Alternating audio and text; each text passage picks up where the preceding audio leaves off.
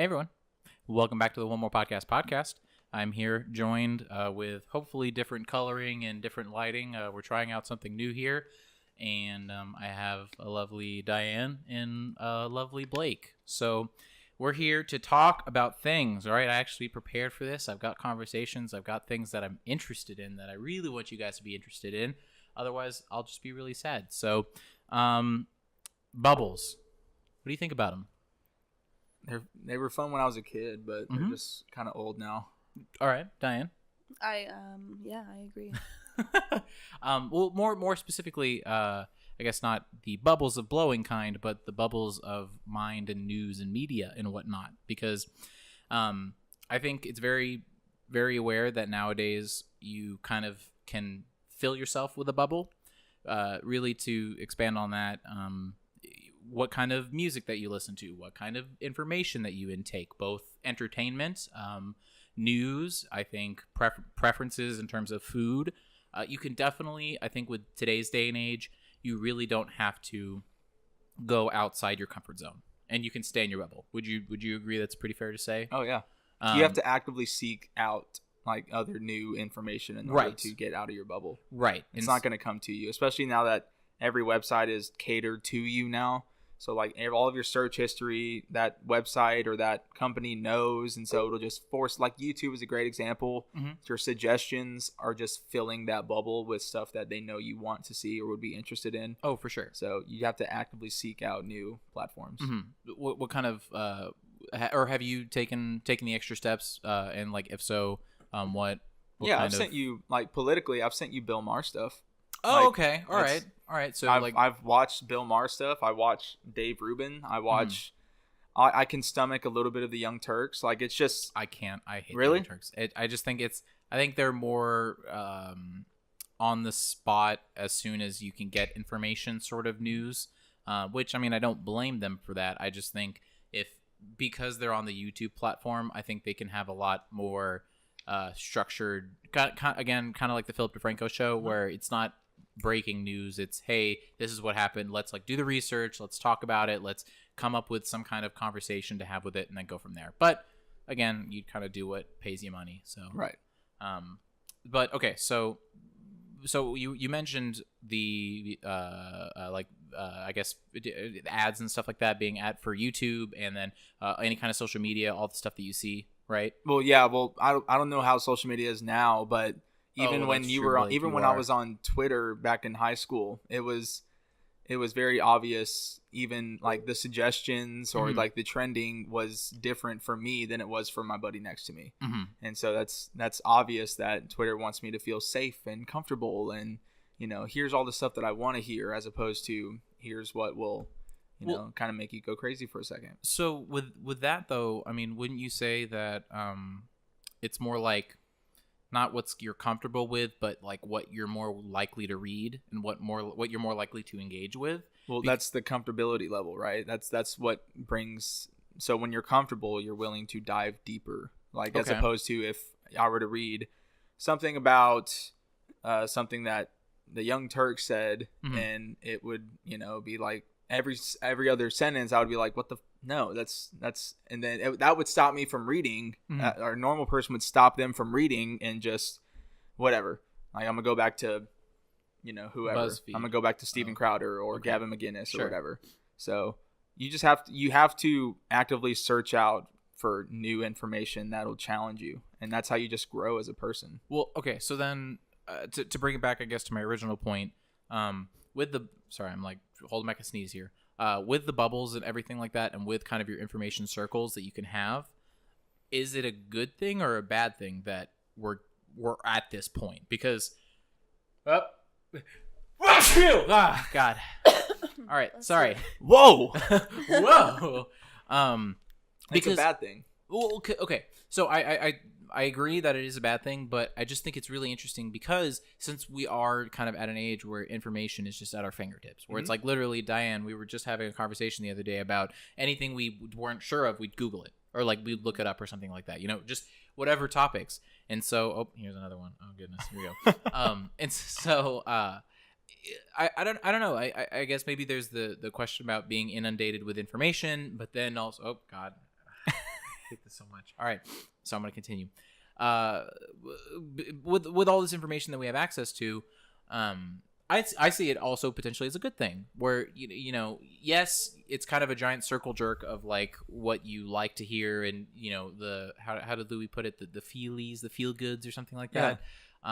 You know, it won't ruin your experience browsing the internet, but you know, I guess like you were saying that you're thinking it's really bad because you're not branching out and learning. Like one thing that I realized in college was this is not a place anymore. And some high school teachers were amazing at making sure that if I were to ask a question, it would turn into a 5 or 10 minute just Blake and Mr. Fitz or Blake and Mr. Uber or whoever it was, Zuber, excuse me.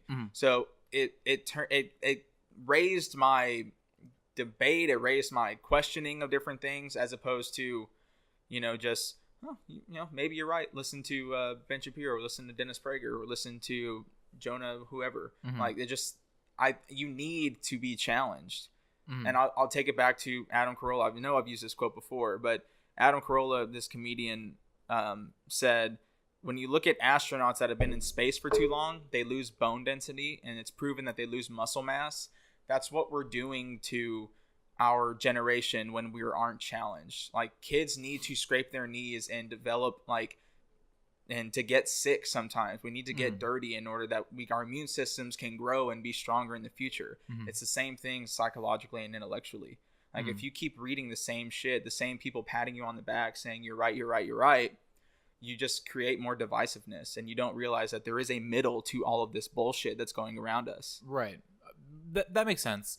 But then let me spin it to you. What about if thinking of it in a business aspect? Okay. So yes. Yeah, you want to cater to your base. Right. And even then, you know, huge conglomerate corporations, they're paying probably hundreds of thousands, if not maybe millions of dollars on this like specialty marketing. So wouldn't you want, if, you know, if Joe Schmo, Mr. Liberal Shack, has a restaurant and he wants to market to people who will most likely eat at his restaurant for whatever political reasons or food reasons, wouldn't you expect that if you're going to give Twitter all of this money for them to post your ad to relevant people and not just whatever? Same thing, you know, with like readership. It's about, you know, CNN wants a lot of readers. You know, Fox, MSNBC, whatever articles that they post, they want people to come to their website. They want, so like I said, you have to actively seek out Sure. new stuff. If you sit here and I listen to my dad, and that's the only person that I listen to or talk to and debate with, I'm going to get a one-sided opinion over this vast world cosmos of political mumbo jumbo or ethical, moral, philosophical mumbo jumbo. Like, I need to discover new things for myself. That's how you grow as a person. And so when do you think it's super crucial that we have it as we grow as a person? That's what college was. That's what college was for. Okay. It was so that the best minds in the country could come together, debate the hardest issues, and debate them till there's nothing left. Just beat the shit out of these issues where it's just skin and bones, and carry on their lives and pass those abilities and those thoughts and ideas down to the next generation. Obviously, we have a circle jerk of only specific ideas in colleges right now, and we see it look no further than the University of Berkeley in California, where you have riots. You have this campus spending $600,000 for a 5'9" Jewish guy to come to have an hour talk. That is so terrifying to me. Which part? Just all of it. The limiting of it. Oh, okay, all right. All of it. So the way I see it is, you had these professors that were involved in real civil rights back in the 60s and the 70s, right? They are now professors of these kids that are looking for things to protest about. We're 20-year-olds. We want to feel encouraged to revolt or do something. And so you have these professors that their whole growing up the same age we were, they were doing the same thing, except they had stuff that actually fight for. Right. And I put that in quotes because it's objective. So whatever, float your boat. But now you have to a higher scale. Now it's like up to 11, where you have professors that are encouraging these students to beat the shit out of, punch a Nazi, to do all of this stuff that suppresses free speech, that suppresses the idea of open debate and conversation, that suppresses the idea of anybody that thinks differently than you shouldn't talk to them.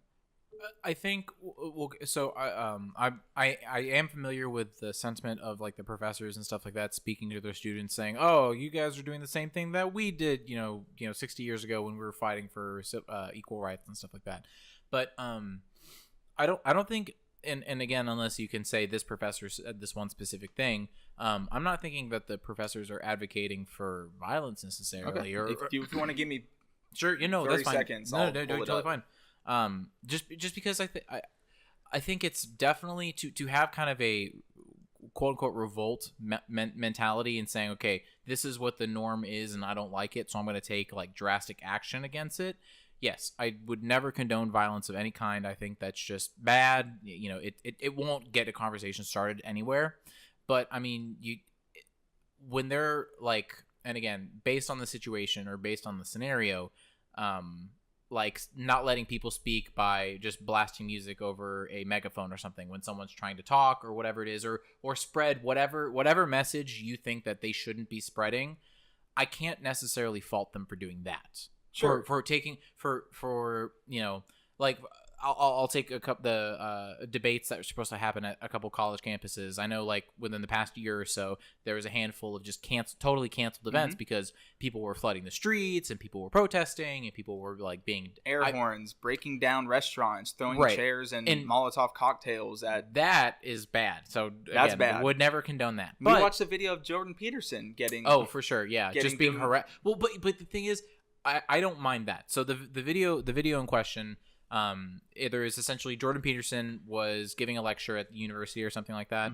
And so after the lecture, not that video. I'm talking about the montage of Jim Jeffries' show where it had the numerous clips of people shouting at him, putting air horns right in his fucking ear, like doing whatever they could to make sure Jordan Peterson didn't get one word in. I can't fault them. I don't agree with those messages. I don't agree with just because again, I don't think that also is a way to start a conversation. But I can't blame them because one, Jordan Peterson, I think he definitely could have kicked them out of class. I think could have kicked them out of the classroom. I'm sure it wasn't class; it was a lecture hall. Right. He was invited to those. Oh, okay. That wasn't him teaching a class. No, you can watch all of his lectures on YouTube, and everything is completely civil. Oh, okay. It's the events where the tour that we're probably going to go to, where he's. Where we're going to be sitting down in the auditorium. We paid money to go listen to him. Sure. And you're going to have, I guarantee, we're going to have protesters out in front. You think so? For sure. Oh, okay. Especially if it's going to be at SMU. Is it at it? Or is that I think so. Okay, cool. So, yeah, that's going to be something that I'm going to have to deal with it's not going to be the first time I've dealt with it because I had a guy that tried to fight me in one of my sociology classes my freshman year. Remind me, what was that again? What was it, just like a topic you were debating? I don't think I've ever told you this story. But, okay. But if you don't mind sharing. No, absolutely not. So I wrote a paper called the Black-White Achievement Gap, and it was why the gap is growing, and based on nothing but pure economic, cultural standpoint. I made a point to not make it about race at all, but because you see this huge discrepancy, you have to factor in why this is happening between these two separate groups. This young man did not appreciate the sentiment about me saying that a lot of it was culturally based. Okay. Did not appreciate it. And so he got up and started talking shit. Saying, nice. Man, I can't believe you saying this shit. Like, you fucking ignorant as hell. And so my professor was like, nah, you need to get the fuck out. You need to get the fuck out of the class. Wow. And he like dropped his backpack and like tried to like post up within like 10 feet of me. And my professor was like, no, get out. Get out. And I never finished my presentation. I just sat down and left. Wow, I just packed up my stuff and left. Wow. And I had to do it for him like as an individual, like after school. Sure, of course. And so that to me is red flags, Like if you have something to counteract what I am saying, do not use violence as a method to try to all forms of violence. Yes. Okay. All right. Well, I mean, yes. I mean, because again, I don't know if it's like to have a violent mentality. I think. Well, like, what if they were being aggressive? Would you consider that violence? Or who was being aggressive? If you're having a debate or something like that, or you're having a conversation, and somebody said, "I'm gonna fucking kill you. I'm gonna slice you up, and I'm gonna beat the shit out of you. I guess it really is a kind of a fine line between that is not okay. Well, like what if it's because that's legally a threat. You can be prosecuted for that. But okay, so reference Jordan Peterson again, the one that he did with the British Channel 4 Kathy Newman. Yeah, Kathy Newman.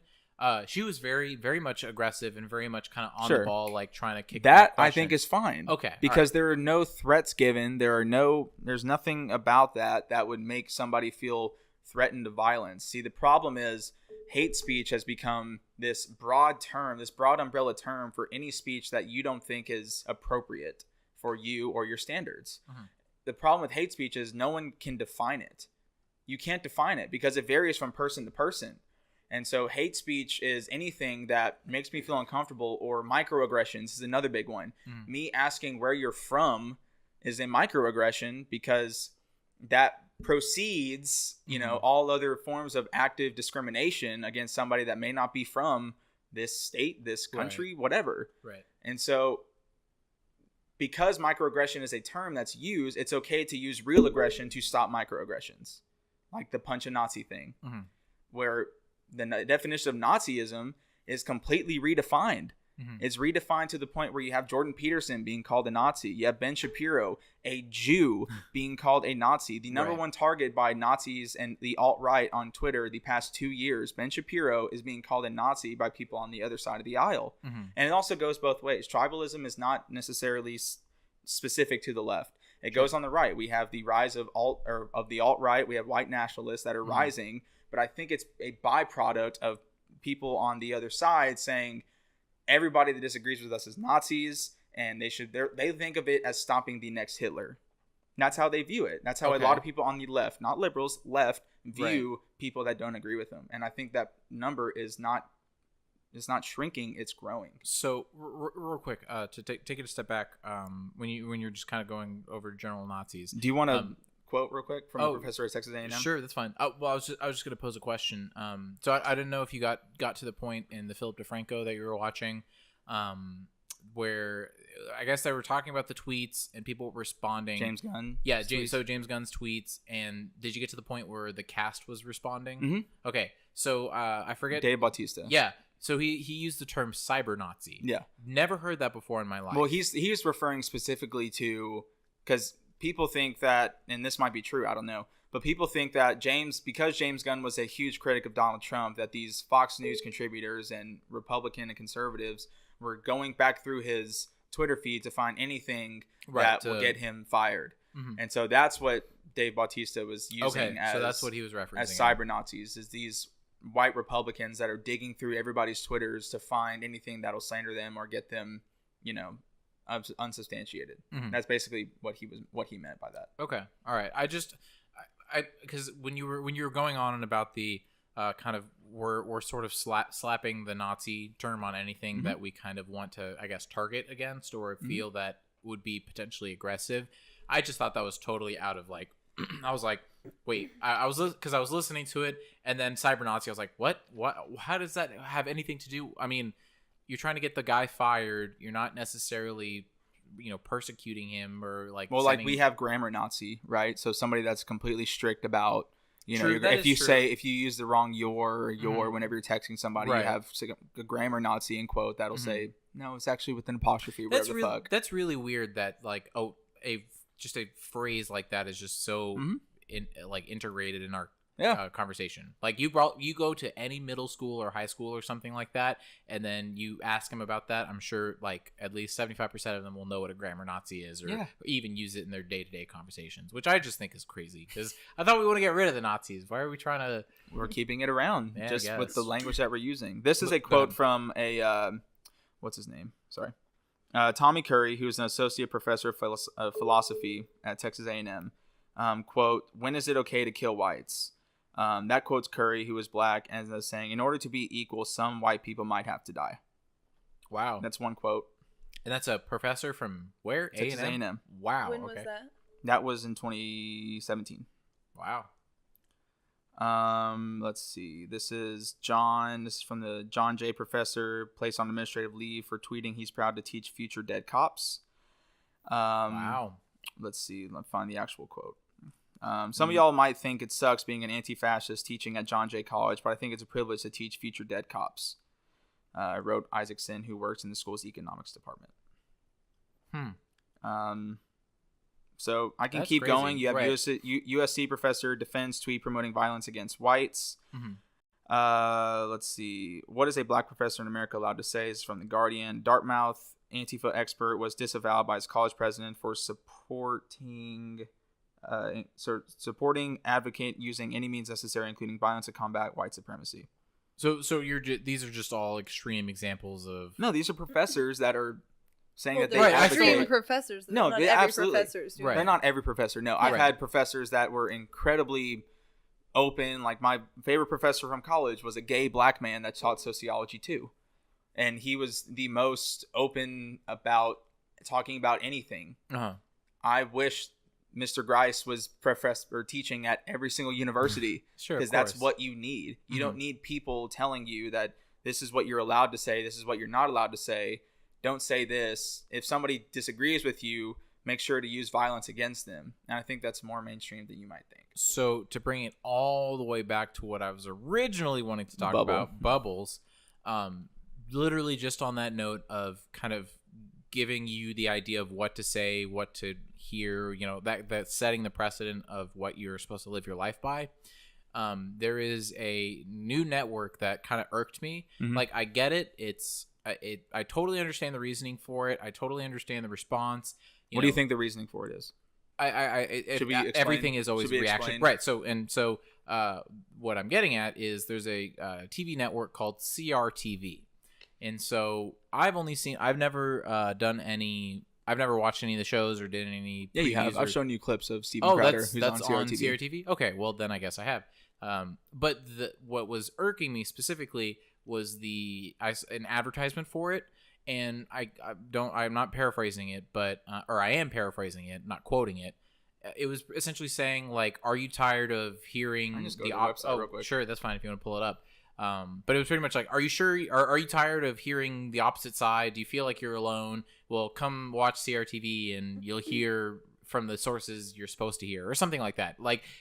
Say, hey, come watch our show. You're going to hear what you want to hear, which I think is ridiculous, because I think, if anything, I get it. If you're like, if it's an entertainment network or something like that, see conservative shows for conservative people. That's fine. I get that. But if you're trying to feed information to people and Here you're we trying, go. So go for it. finally, you have a choice that's 100% free of anti-American propaganda. Put us to the test. Try CRTV for 30 days free and experience Liberty's voice. No ads, no censors, no hateful liberal media. Just the stories you care about from the names you trust. Yep. And okay, I get the premise. I understand it. But I just totally think the marketing. Well, what do you think the premise is? Why Why did these guys feel the need to have their own network of conservative libertarian voices? Totally in a response to the PC culture we have created. I disagree. I think Really? it's a direct response to most people on the right believing that, and I think there's a lot of truth to it, is that media nowadays is, with the exception of Fox News, is dominated by people that are on the other side of the aisle. Sure. And okay. I think that I really don't think there's any way around it. I and think it's fair. so you have these group of conservative libertarians who I've watched a few times. Gavin McInnes, who was on Joe Rogan's podcast, Steven Crowder, who's done Joe Rogan's podcast 2 or 3 times. I know my bosses always listen to Mark Levine all the time. It's a response to it's having their reverse liberal MSNBC. Sure. It's basically the exact opposite. Is that good or bad? Well, I think it gives people, hopefully it gives people on the other side of the aisle an opportunity to hear voices that they haven't heard before, as opposed to having to slum through YouTube to find these guys. You now have an opportunity to do what I do, which is listen to your Bill Maher's, your all of that left side of the aisle. It now gives people the opposite response, or the opposite way to gather information that they may or may not like. And that's totally valid, and I totally agree with that message. I just think their marketing was very but I get it though. Thinking about it now, it's like, who are you trying to market to? You're trying to as much as you can, and who's 50% of the country. people who would think those jokes are funny. Obviously, Right. I mean, they're fun. I'm not like personally offended by the jokes. I just think it's like, well, hey, if you're just trying, because again, if you're trying to make sure that information is spread everywhere, why are you so singling out, the Well, that's the thing, opponents though. or I whatever? think these guys have tried, and YouTube okay. has demonetized them. They've Mhm. blocked most of their videos, Mhm. and so now they're looking for a platform to still get their voices out. So they're doing the subscription service and Yeah. all that kind of stuff. Steven Crowder does a Louder with Clouder Mug Club, Mhm. which is you pay $69 a year, I think, if you're a veteran and a student, and you pay $99 a year, and you get full daily show, and you get all of that stuff. But YouTube has demonetized them to the point where no ads, Sure. and they can block any of his videos that they deem offensive. Mhm. And so this is the response to that, of people trying to silence these voices. Whether or not YouTube has a right to silence them, of course they do. It's a private business; they can do what they want. Right. But don't be surprised when you have this reverse, parabolic system that you don't agree with, that you can't do anything about. Oh, for sure. No, and we could probably talk for like hours about just the whole problem with YouTube itself, but I guess that makes sense. I just think it would be interesting to see where this goes and down the road, like because again, it's I think one thing that a lot of TV is doing that not a lot of, I guess, alternative sources that, or at least that I've seen, is doing like interviews and doing like one-on-one with people and conversations and stuff like that. It's mostly like, hey, look at me for 10 minutes and hear what I have to say. I'll provide some facts. I'll provide my opinion. Done. We'll bring somebody that agrees with everything I say to have some facts that are some other inside information that's going to throw in, and then that's it. So it would be interesting to see from that. So, listen, this is both sides. I'm not saying that, conservative libertarians are the ones that are being shunned from all this. If you watch Fox News at all, you will see Sean Hannity and Tucker Carlson and all of them do pretty much the exact same thing, which is bring on people that agree with them. Maybe Tucker Carlson not. I've seen plenty of videos of Tucker bringing on people that he disagrees with completely. But it's both sides. It's tribalism on both sides. And Jordan Peterson talks at lengths about the defecation that comes from tribalism. Okay. Yeah, that makes sense. He'll talk about it in the book if you keep reading. So I've set multiple reminders, and I've set like deadlines and stuff for myself to say, read this many chapters. So I'll just every time, because the goal is, because I feel like I'm doing a lot of stuff outside of work during my lunch break. So I'll have an hour for my lunch break, and so I always bring my book with me. And so if I've got the time and I'm not like working through lunch or something like that, I'll crack it open and read it. And so other than that, I've tried doing the read before bed, but usually I get like 10 minutes in and then clonk on the pillow. So that's the idea. Yeah, that's true. So, but no, again, still like at the beginning part, even before I just haven't even started the first chapter. And I think this guy is like talking a lot of good sense, and the whoever wrote the foreword or whatever. So, no, I definitely we'll have to do like a review or something, talk about the book or whatever it is. Deal. So, what do you think? You've been really quiet. Oh, yeah. Probably because we've been talking so fucking much. Our manliness have dominated the conversation, and how dare us my gentle femininity can't check your privilege. How dare we subject people to conversation? Diane, but because I saw your head kind of nodding, and like, I mean, I've had multiple opinions throughout, but let it rip. We'll go for it. Oh no, it's okay. I'm sorry, I didn't mean it like that. Sorry. Oh no. Well, like to the YouTube thing, that was interesting because it kind of YouTube's almost becoming its own bubble. I wasn't aware of all of that, and it seems like CRTV, or is that what it's called? CRTV, yeah, is the solution to a bubble. Almost. Okay. Yeah. If it's not something that you can get elsewhere without excessive work, if it's not readily available, then they're making it available to people so that opinion is out there. So I think that actually is a really good solution. I guess that is.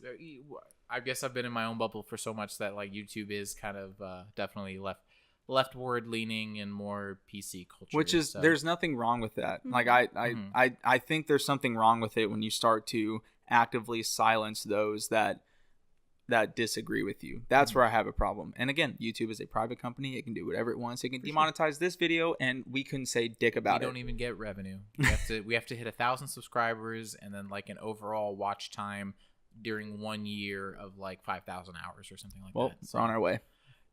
Very slowly. It's a struggle. Point is, if they wanted to, they could, and there wouldn't be dick we could do about it. Oh, for sure. But these guys are trying to find a different medium in order to express what they believe is, like, in their heart of hearts, the truth. And I think that's really what we all should do, is just boil everything down to what you think is the truth and try to back it up with as much facts and logic as you can. For sure. So real quick, last question before we cut to our new segment. Do you think living in today's day and age, you can go your entire life living in your bubble? Yeah. Do you think it's easy, Diane?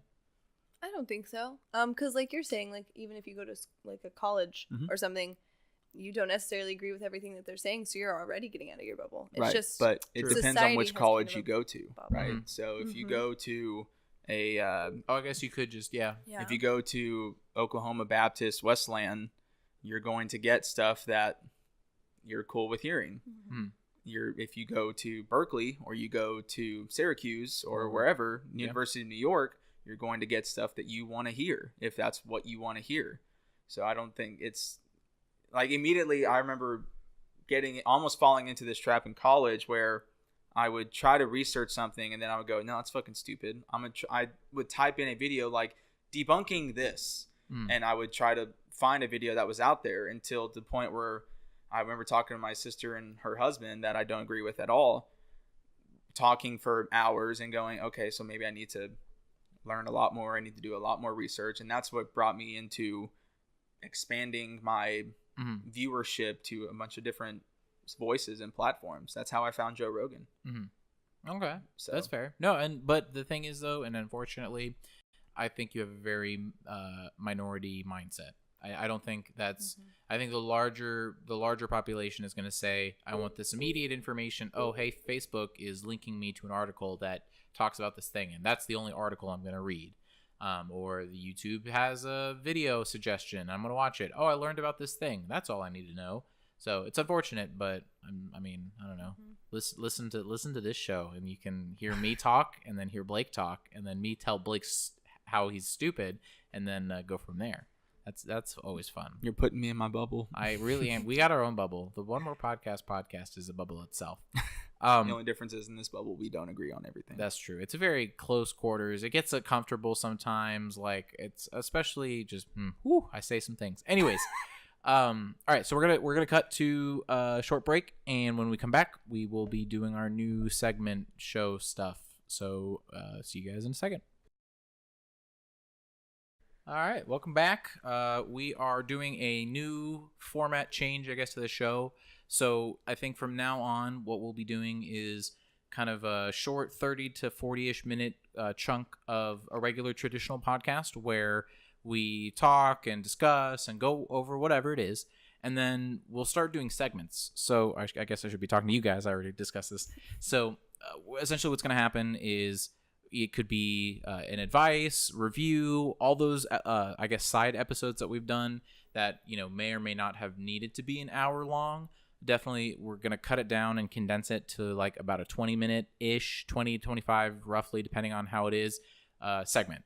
And so not only are we going to have the advice, reviews, all that kind of stuff, we have new things in the works. So it'll be very, very not traditional. So we might be standing in these segments. We could be sitting in different chairs in these segments. So not to give anything away, because I want to keep it a surprise, but I think it'll be fun, and we'll try this out because I've been putting a lot more money into this, and I feel like we can take that next step to do a little more fun stuff. So definitely look forward to that. So this segment right now is going to be an advice segment.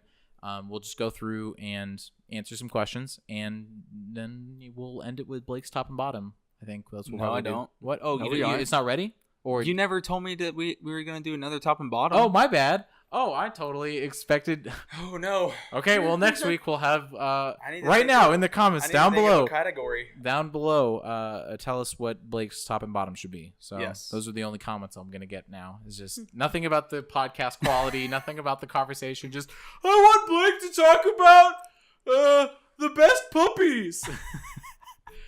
All right, Pugs are at the bottom. Aw, that's unfortunate. Pugs are cute though.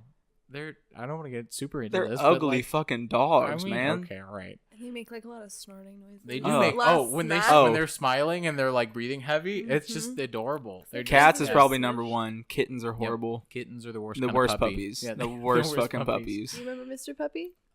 Yes, I do remember Mr. Puppy. Okay, enough about puppies that are not puppies.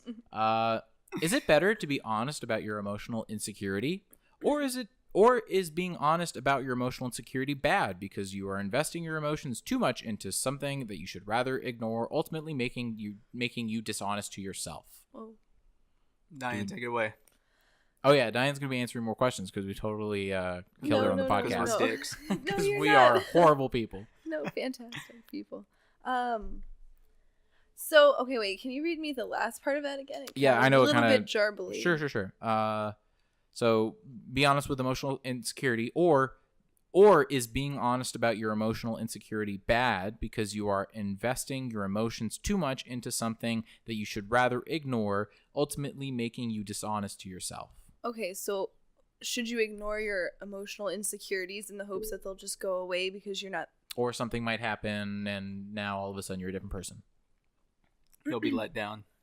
I am always very open with like people in my life and Mhm. with myself, I think, about my emotional insecurities or whatever they might be, because I think that that's the only way that you can ever fix anything, is if you're aware that it's happening and you can target the behavior or thought or whatever and change it Sure. actively. I don't think that you can do that by just letting it go. And I also don't think it's fair to blindside people Oh, with okay. like any So kind I of was gonna problems say, you like, may have. so then how much, I guess, should you hide versus should you just be totally 100%, right? Because like I know, Blake, we've talked about this before where, as soon as you meet me, there's like really nothing much else that will surprise you down the road. So like 6 months down the road, well, okay, there are some things, but for the most part, I think my character and who I am and just kind of like my personality, I think Very you can- upfront with it. right. So, but is that good, or do you think you need to be a little hesitant on what your thoughts and opinions on things are, or to whatever? I'm looking at you, Blake, but also Diane. Sorry, my neck doesn't turn that much. Well, you guys know what I'm going to say, I don't. which know. is, I only experience this with me, and I'm very closed off with personal feelings, personal stuff. It's nobody else's business but my own. I have to really trust you in order to let you in. And once you're in for good unless you fuck up royally. And so, I don't know. If it weren't for people like you that wear your heart on your sleeve and are just outgoing and rambunctious. Oh, also then, Diane. She yes, wears her and heart also on her sleeve. Diane. Gosh, don't just single me out, I please. wouldn't have one of my best friends. And so and I'm sure people have met me before, and it's, hey, how's your day going? And they'll try to like get in, and I just won't let them because it's none of your fucking business. I just met you. Don't. I think we're breaking up a little bit, but like the insecurities, not just like the Like your personality own traits insecurities? and stuff. Yeah, just like the what. I think you can be honest with yourself, right? So I am honest with myself, but I don't tell anybody my own emotional state because that's for me. That's my emotional state. But yeah, you have to be honest with yourself. Whether or not you tell other people, that's entirely up to you. But if you're honest with yourself, you have an ability to make changes that you wouldn't have been able to make before. So if you're scared of something, you have to get it in your head and realize, oh shit, I'm scared of this. And then you can go towards whatever you want to do with that knowledge. But if you don't have that knowledge and it's locked away in the closet, there's nothing you can do about it. Exactly like she said. Okay. All right. So you just mansplained that, didn't you? I'm just kidding. Go ahead, Diane. You're about to say something. I think context on this really matters too, just because, like, should you be super open about like your opinions and feelings and stuff with like a boss? Probably not. Or maybe a new classmate off Sure. the bat. No, they don't need to know all of my struggles and whatnot. Right. But like if I'm starting to be interested in somebody like romantically, Mhm. I typically tell them like before I even start dating them, like pretty much anything that they would need to know. Even The like entire laundry And if list. they're not of scared, everything if they're and not scared everything. away, then you're gonna give it a shot. exactly. That's true. So that's just my personal take on it. Just because like I said, I don't want to catch anybody off guard with that stuff. Well, no, and I think that's very fair. Do you ever felt have you ever felt like that's limited you in like getting to know someone, both friendship or relationship wise? Well, I am an oversharer, so that kind of causes some problems. Just because some people might take that as like over interest and stuff like that. Well, sure, but in general, like, have anything had? I can't talk. Have you had any negative experiences with anyone like from that beginning get to know you stages? Or it's like, whoa, leave me alone, kind of thing. Even worse response or something like that. Mean, I'm sure once or twice, couple times. Okay, but the majority of it's mostly like very understanding people and okay, cool, that's fair. Well, Blake, is it weird to date someone with kids? I consider myself to be a very mature 18-year-old. Oh, with the way I was raised, and I had to grow up quick. A lot of people my age, I'm not interested in dating because they don't have their life together and have a long time to mature before they get to that point. Side note, I don't like that sentence. I think that's very judgy, and you shouldn't say that. And every time I start talking to somebody who I end up liking, when I find out they have kids, I get highly disappointed because I know I would prefer to not have that. Okay. But I don't want... How old are they looking for? Is this guy's only option? Like 18-year-old hussies that are still on daddy's dime versus, women full-grown women that Margaret, who's 43 have kids and have... that smokes Pall Malls on the porch. Is that there's no happy medium where you can find a girl that's just as mature emotionally as you are? Within a couple of years. Real quick, last thing I want to add on this one. He kind of mumbles on, but he's just talking about especially if I'm really looking into being in a serious relationship. Okay. Does he say like what 18? age? Yeah, he's 18. He doesn't say what age he is. So my takeaway is don't first of all, don't be looking for a serious relationship. I think that is definitely at 18, even like at 22, that I'm like almost turning 23. I still think it's crazy to grasp the concept of being with someone for their entire life. So, or theoretically, hopefully your entire life. But I don't know. Is it okay, guys? Diane, Blake. What about a dad? Both do I do women, mom with kids, dad with kids? I'm just curious what your guys' personal takes are, or moms with kids or dads with kids. I don't know which way you swing. So really, you don't you don't know. Years of knowing you, Blake, I have no idea how you swing. You're a righty, right? That's your swing stance. I would say ambidextrous, but sure. Okay, sure. All right. Well, go ahead, Blake. All right.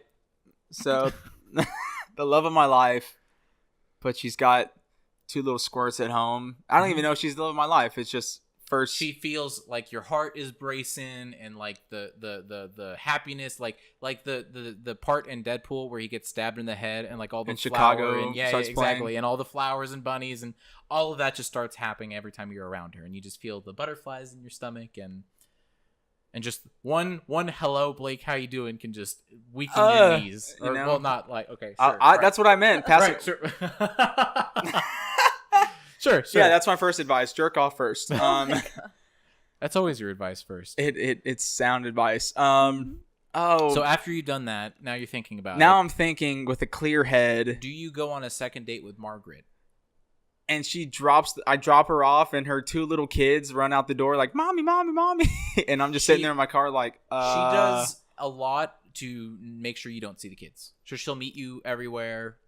She'll drive to your house or whatever, and so she's not trying to make an active role of the kids in your life.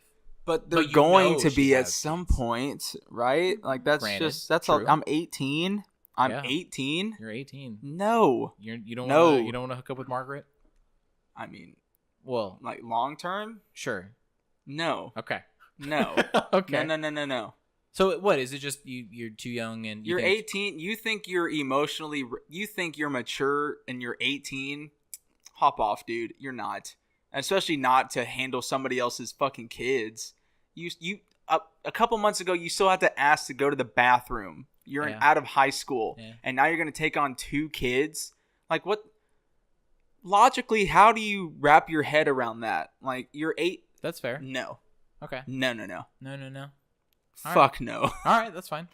Diane, is it different for if it was a dad with 2 kids? I don't know. I mean, I would say it's about the same. I just am trying to imagine myself, wanting to sign on to be a mom at 18 without having to accidentally get pregnant or something. Yeah.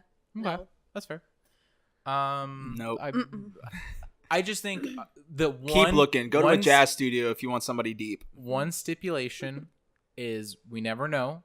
So it could just be a magical situation. Sure. Yeah, but he mentioned multiple, the last couple of people. And also, what's wrong with a bunch of 18-year-old girls that don't, or guys? Because they're not mature, because they can't have deep conversations with me, Blake. Oh my gosh. Like, I can't talk about what Trump is doing with this girl because she's only interested in social media.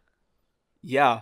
That's an 18-year-old girl, pretty much. Yeah, but Blake, generally speaking, I can't have deep conversations and I can't cry to sleep knowing that I've unlocked the inner consciousness of my mind. I imagine you with a fedora and like a long black cigarette, like with your toe tapping, just kind of like, quite, yes, like a bottle of brandy, like right there. So, what do you think of the economic policies going on in the Midwest? And it's but you're 18, so you don't even know. Like, what's your take on economics? How do you view this? Should we be making money? I was like, can we just go to like Studio Movie Girl and watch a movie? Like, why are you trying to No. Mm-hmm. All right, that's fair. Okay, hold on. I need to phrase this better.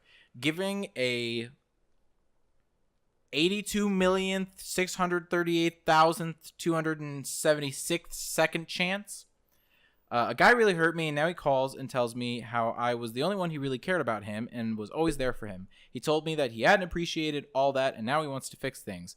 I talked to one of his best friends, his best friend, in parentheses. His best friend also stopped talking to him because he was a big jerk, and he told me that I should know better and ignore him. I've been thinking about going out with him just to tell him everything I want to and hear what he has to say.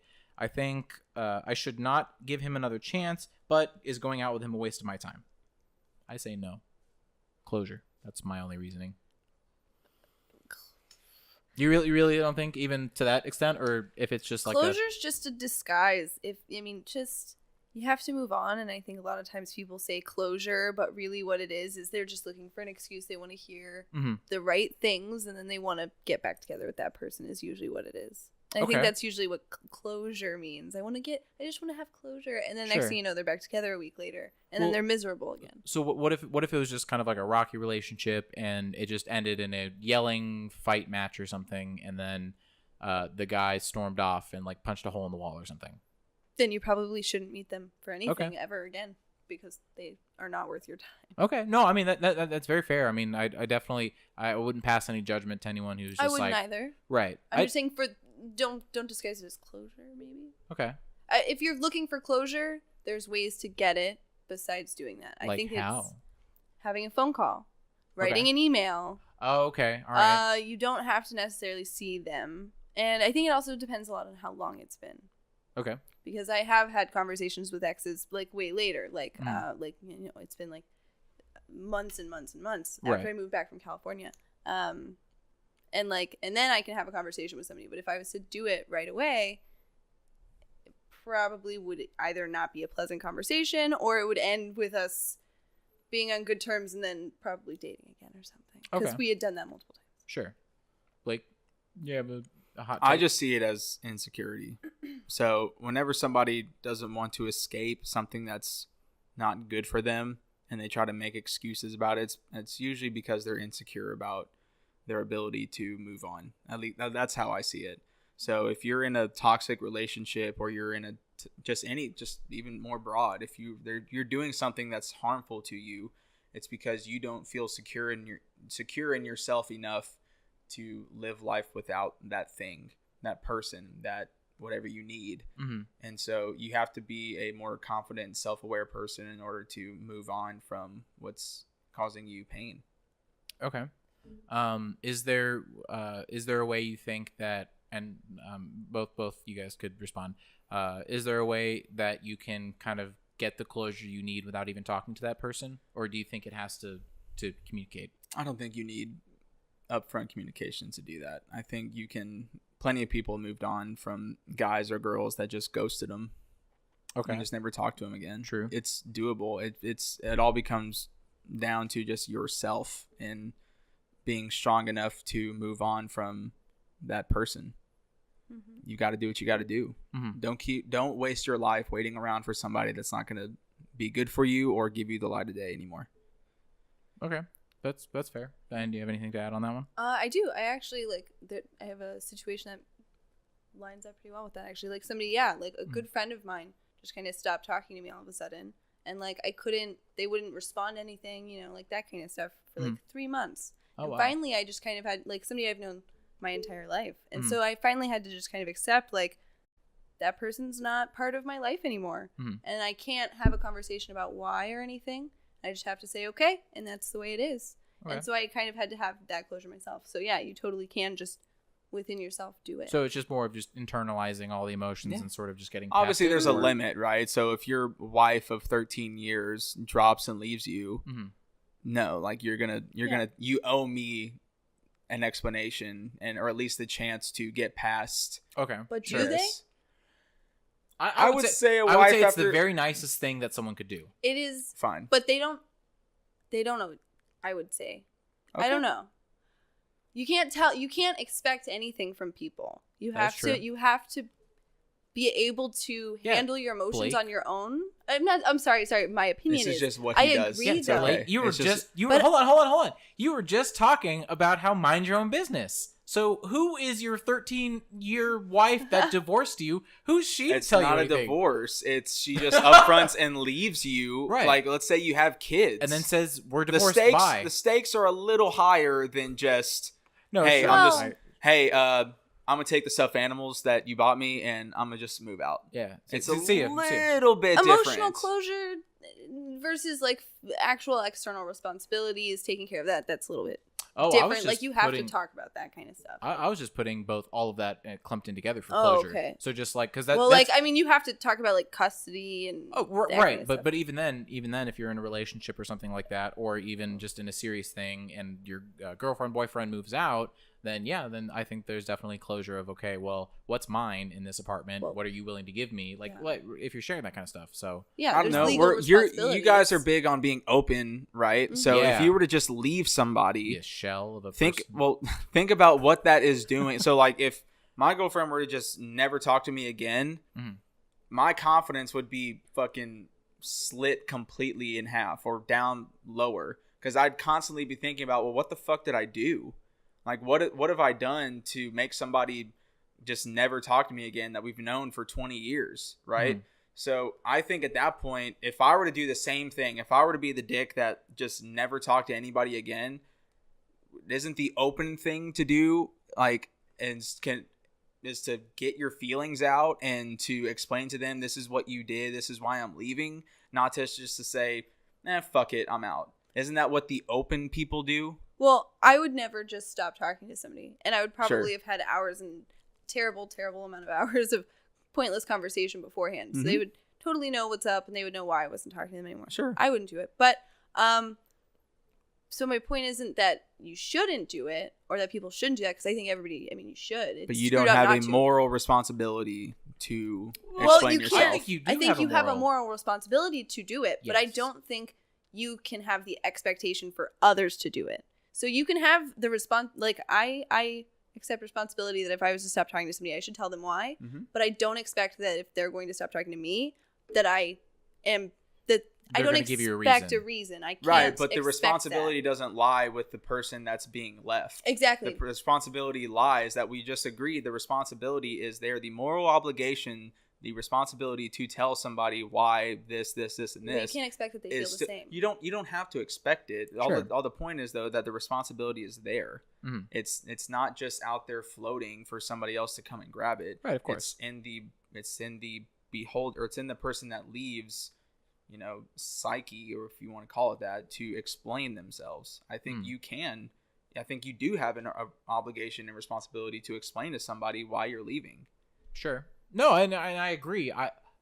But again, it's just that would be nice. But it would be nice. Of course, most people, or some people don't. I'm sure most people do, but some people don't do that. I'm saying that responsibility factor is still on the table. For sure. I agree. Any last comments? Okay. All right. Last question, and then we're going to cut to our next section. Weird thing on my foot. I was stung by a bee 2 days ago. I stepped on the bee, and it stung the bottom part of my foot. It hurt for maybe an hour and a half, and I was completely normal feeling. And I was walking without noticing in about 5 hours. Today, as I woke up, it was a bit itchy, and when I touched it, rubbed it, it felt really weird. Not painful at all. It was quite the opposite. It felt really nice when I scratched it. But I've not touched it a lot. This is a bad sign. You got stung by a bee, bro. It sounds like it's getting better. Or maybe, yeah. And just a little itchy. Yeah. I don't get it. I think he's okay. I think so. You just got stung by a bee. Okay. Grab a popsicle. You're going to be all right. Worst case scenario, cut the foot off. You're good. Done. Exactly. Yeah. And then you can just get a prosthetic and then you can be disabled. Yeah. Should we put like a little disclaimer at the bottom of the screen? What? Disclaimer about what? About cutting off your foot? What? Don't go for it. Don't do cut it. off your foot. Go ahead. If you go do, go it's ahead, not do our it. fault. It's okay. All right. So thank you guys so much for joining us on the advice segment, and we'll cut to a break and rejoin at our last section.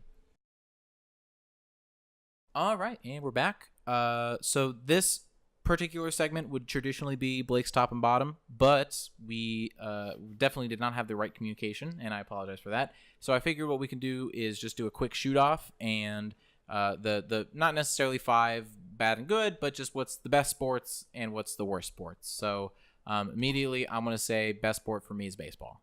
Okay. Agree or disagree? Yeah, it's my favorite sport. Oh, okay, baseball. cool. All right, awesome. But Done. that's also me playing baseball for 18 years. Well, so is it playing or watching is better?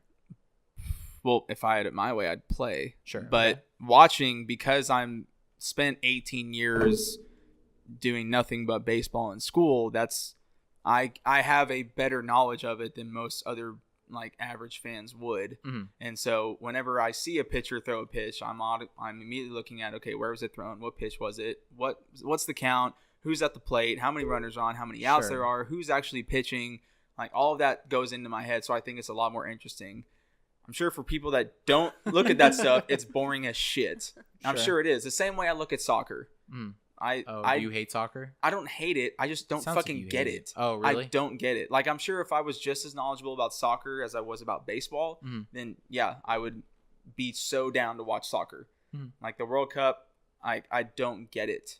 Like, I don't get why it's fun to watch a game end 1-0. Okay, that's fair. So for me, baseball is the best, and I'd probably say lacrosse is the worst because You'd say lacrosse? Yeah, because like it's the thing. I had those toys as a kid, where the wiffle ball thing, and you just throw it at each other. That's it. They're just playing a kid's game. That's done. Dude, they're hitting the shit out of it. Yeah, crazy hard. They're hitting the shit out of each other. Really? They're flinging these balls at like 80 miles an hour. That hurts like a motherfucker when you get hit by one. Yeah. Oh, that's what the Native Americans used to play before the day of a battle. That's how it started. I thought the Native Americans would do the thing where they kick the ball through the hoop, and then like a white guy and then probably a Spaniard guy comes in with an armadillo and then starts playing it, pretending to be a god. What? Come on, Blake. I don't know what that is. El Dorado? Oh, the animated movie? Yeah. Play the sport right before, because I don't know, were those like I guess it was in South America, not like that was not Central America, right, with the Mayans and the Aztecs. Right. Okay. Sorry. Totally not related. Blake, what sports, good and bad sports? Okay. So I still think football is awesome. I think playoff basketball is where I'll start watching basketball. Okay. But my second favorite sport is hockey. Okay. That's just, I don't know. I think that's a manly fucking sport. And these guys are so talented. Because I tried skating. Oh, Lord, I tried. My fat ass could barely stand up and learn how to stop. And it's watching these guys glide across the ice at like 30 miles an hour, hitting the shit out of each other. It's also the only sport where fighting is allowed and nobody gets their feelings hurt. That's like, true, yeah. After every single match, even the Stanley Cup, the losers and the winners will always line up and they'll shake hands no matter what. Like, all beef is dropped. I don't care if I knock your tooth out. It's over. I think that's so fucking cool. Oh, for sure. And that's probably why hockey is my second favorite sport. Okay. Well, I changed my mind. It's my first favorite now. Hockey's your first. Honestly, I've probably gone to more hockey games recently than I have. They're any baseball so much games, fun. So, for sure. So worst sports? Badminton. I don't know. Competitive ping pong is really fucking badass, but just watching your drunk friends try to play it is a fucking beating. It's like that one guy at a party that kind of plays guitar. Oh, yeah. It's like, oh, Jesus. Yeah. And he plays that one song by the White Stripes. Fuck you.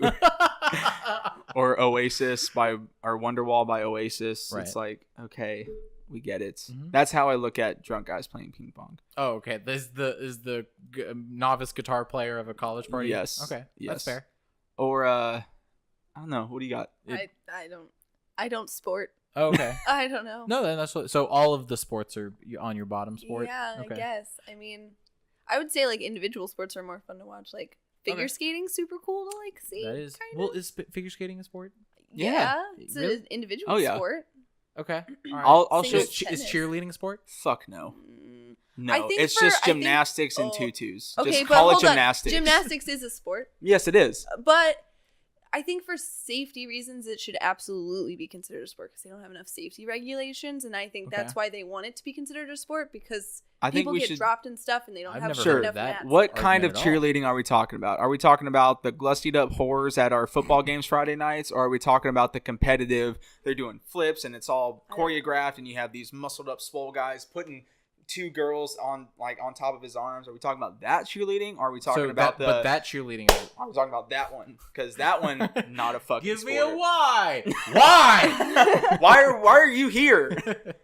Okay. Well, I don't know. I'm not sure where I heard that either, but it makes sense if that's the case. If we're talking about like the movie Bring It On, anybody seen that? No. Oh, well, mom that's and dad. a great note to end on. Mom, dad, I'm gay.